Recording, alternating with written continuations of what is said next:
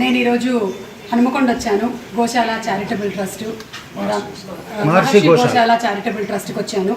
ఇక్కడ రమేష్ గారు ఉన్నారు. ఎవరైతే ఆదివారాలు క్యాన్సర్కి సంబంధించి ఇంకెక్కడా మందులు దొరకడం లేదు, అయిపోయింది అనుకునేటువంటి స్టేజ్లో ఉండే వాళ్ళని కూడా వారి మందులతో బతికిస్తూ ఉన్నారు. అలాగే కిషన్ రావు గారు ఉన్నారు. వారితో మాట్లాడిన తర్వాత ఈ రూట్ అంతా చెప్పి ఏమిటి అసలు దీని వైద్య విధానం అని తెలుసుకొని రావడం జరిగింది. దీనికన్నా ముందే ఒక 8 నెలల క్రితమే తెలిసింది నాకు ఇలాంటి ఒక వైద్య విధానం ఉందని. నా స్నేహితులు కొంతమందికి ఇది వాడిన తర్వాత తగ్గడం చూసిన తర్వాత మళ్ళీ ఒకళ్ళకి తెలిసిన వాళ్ళకి లివర్కి సంబంధించిన ప్రాబ్లం వస్తే అడగగానే కిషన్ రావు గారు దానికి కూడా మా దగ్గర మందులు ఉన్నాయి అని చెప్పారు. సో ఇవాళ ఖాళీ దొరికి నేను కూడా వచ్చాను, చూద్దాము అసలు ఏం చేస్తున్నారు ఏమిటి అని, ఎక్కడుంది అని.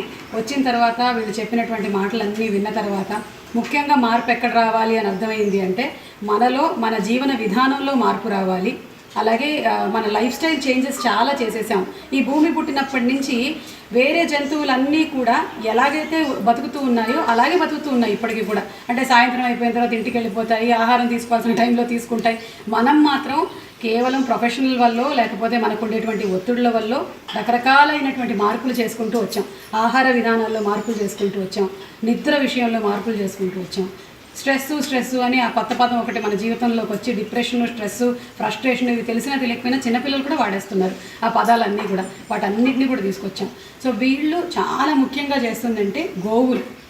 ఒక ఆవు ఉన్నట్టయితే ఎన్నో ఎకరాల భూమి కదండి, 30 ఎకరాల భూమిని పండించుకోవచ్చు, ఆరోగ్యం బాగుంటుంది. అందుకనే ఆవుని గోమాత అని పూజించుకున్నది ఎందుకు అంటే ఒక ఆవు చేసేటువంటి ఒక మేలు ఏదైతే ఉందో అది ఒక విషయంలో కాదు, మనకి పూర్తిగా మన ఆరోగ్యం బాగుండడం కోసమని అన్నీ చేస్తాయి. కాబట్టి బేస్ అది పెట్టుకొని మిగిలినవన్నీ చేసుకుంటూ చాలామందికి తగ్గిస్తూ ఉన్నారు.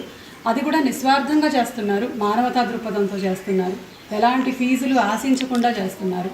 అంతా ఓపెన్గా చెప్తున్నారు ఏం చేస్తున్నాము అని.